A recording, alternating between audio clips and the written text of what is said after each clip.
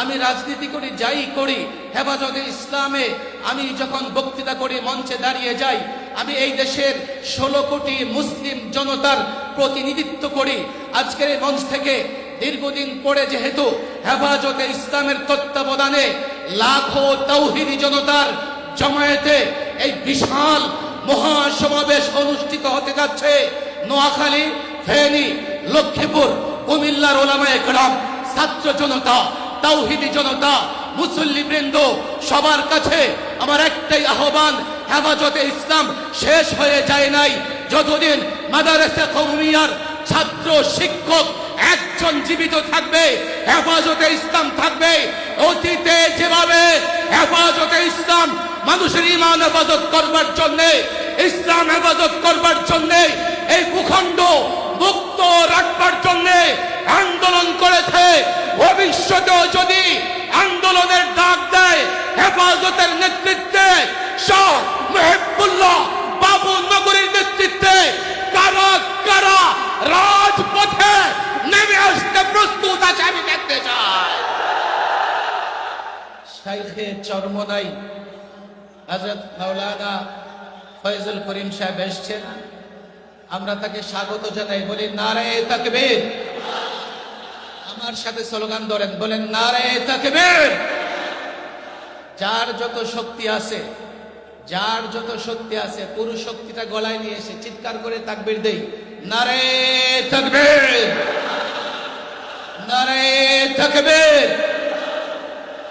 আমার সর্বশেষ কথা, হেফাজতে ইসলাম সেই 13 শাপলা চত্বর থেকে রক্ত দিয়েছে। হেফাজতে ইসলামের শুরু থেকে আমরা হেফাজতের সঙ্গে কাজ করেছি। হেফাজতে ইসলাম মূলত ইসলাম হেফাজতে কাজ করে। হেফাজতে ইসলামের কোনো রাজনৈতিক অভিলাষ নাই। বাংলাদেশের সরকারি দল হোক, বিরোধী দল হোক, কোনো ভণ্ড ফেরকা হোক, যে যেখান থেকে ইসলামের মূলে কুঠারাঘাত করবার চেষ্টা করেছে, হেফাজতে ইসলাম রুখে দাঁড়িয়েছে।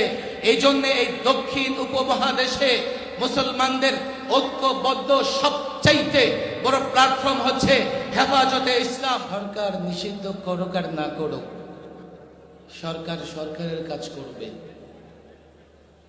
কিন্তু এই ভূখণ্ড যেহেতু আমাদের,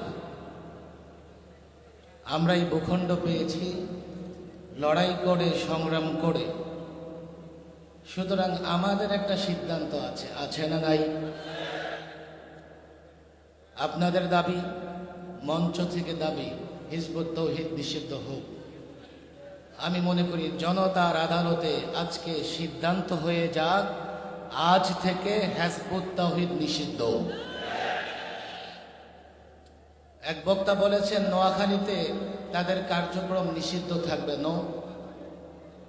যেহেতু জনতার আদালতে হিজবুত তাওহীদ নিষিদ্ধ হয়েছে, আজ থেকে বাংলাদেশের কোথাও হিজবুত তাওহীদের কার্যক্রম চলতে পারবে না, চলতে দেওয়া হবে না।